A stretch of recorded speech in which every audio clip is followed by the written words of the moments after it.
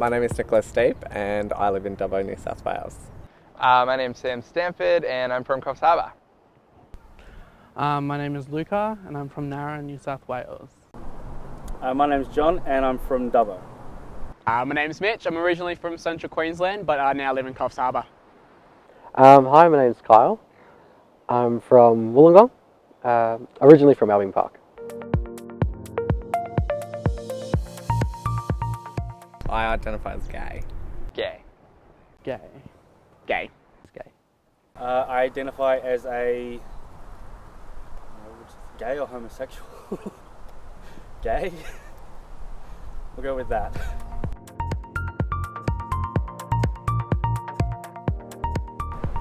So where I grew up is around Maitland, Cessnock area. I didn't grow up in Dubbo, so I wasn't out then, so it didn't really have that much of an impact. But moving to Dubbo, that's where I came out. So it was really easy to come out in Dubbo. There was already a great support with the Rainbow Alliance, so it kind of made it kind of safe. Yeah. I grew up in a small country town called Blackwater in Central Queensland. It was a close-knit community that your next-door neighbours felt more like family than a next-door neighbour, which has helped shape my identity to become family-orientated and community-orientated. Growing up in Coffs, my mum is the CEO of a big community organisation here. So I suppose growing up in Coffs, I've always felt like it has a really big community feel, and then I suppose it shaped me in that I run a lot of community events now, so everything I do, I try to add that really welcoming community feel, so I think Coffs has shaped me in that way to create communities. The area has shaped me and helped me to come out because the people, and especially my family, has been very supportive. Wollongong's just mainly a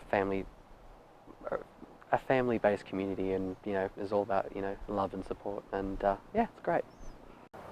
The area I grew up in has helped shape my identity by making me more resilient because the area was very close-minded. It's really different in the country. Because of the lack of support in regional and rural areas, I did struggle for a lot longer than I think I would have if I had that support.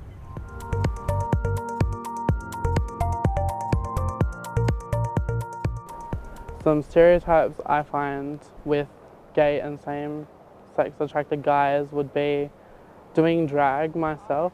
I find that men think that means I want to be a woman, and I don't. So I think some of the stereotypes that exist for gay men are the femininity, so flamboyancy in terms of gestures, feminine voice, things like that. So I think that's one of the biggest ones that is out there. Stereotypes.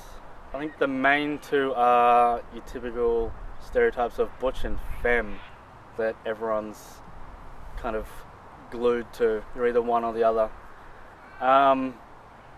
Which I think is stupid.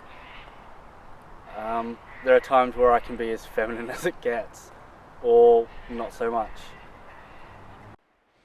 So I think the stereotypes that exist for gay men is more the whole promiscuity, like we have a lot more anonymous sex, being more feminine, and basically just being seen as a little bit more different than the rest of the group.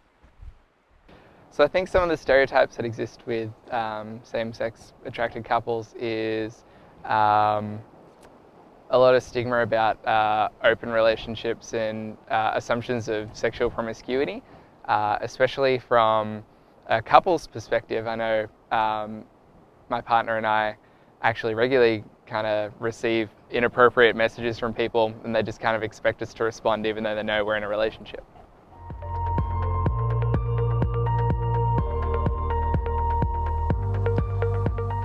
I think the stereotypes are consistent in rural and regional areas compared to suburban, but I think in a rural and a regional area there's more, because the community is a lot smaller. I think the promiscuity stands out a bit more because it's not as though you're never going to see the person again.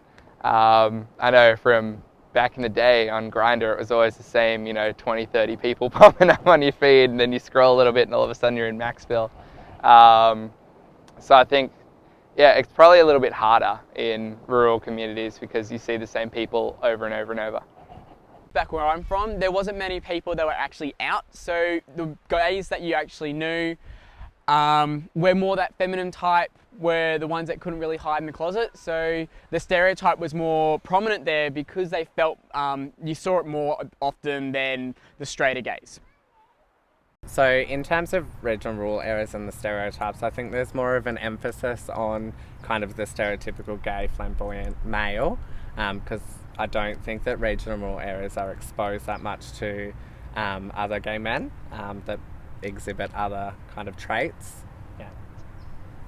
I think in more regional areas and rural areas, stereotypes are more, I guess, kind of manly. You kind of have to be a certain way, otherwise you're just kind of judged or looked at weirdly. So you kind of have to, you don't really have to, it's just, I guess, more guys feel like they need to be more masculine in a rural area as opposed to the city where you can kind of just be yourself. Yes, I do reckon there's stereotypes on gay and same-sex attracted men. One of them that's really dominant within our area is that all gays are feminine, and they're not.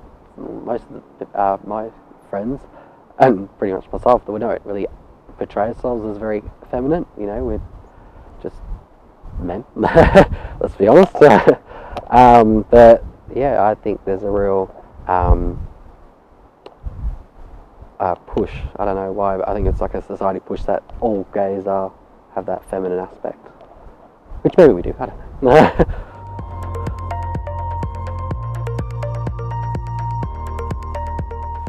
I don't see these stereotypes as actually affecting on how I see myself because I choose to be myself. I don't let people say that I have to be a certain way or be a stereotype. I'm just Mitchell. I believe that the stereotypes have impacted on how I see myself, mainly because it makes me see that I'm not just the stereotype of the supposed feminine gay man, you know what I mean, and that I'm so much more than that. So, and I can overbeat that because you are your own person at the end of the day, and yeah, you're unique. I suppose comparing myself to the stereotypes was always interesting because I know it's a bit of a cliche, but I come from a very religious background. I was in the seminary for about almost 2 years, so I was studying to become a Catholic priest. So when I first was kind of coming out, I still hung very closely onto the relationship values that come with that. So I was never very good at hookups. I was never very good at hookups. I'd always either get attached or I guess I'd just kind of avoid them because there was that drilled in thing with me about, not unless you're in a proper relationship. So I suppose it affected my identity in that I didn't quite fit in either area in my mind. I wasn't quite a proper Catholic, but I wasn't quite a proper gay either.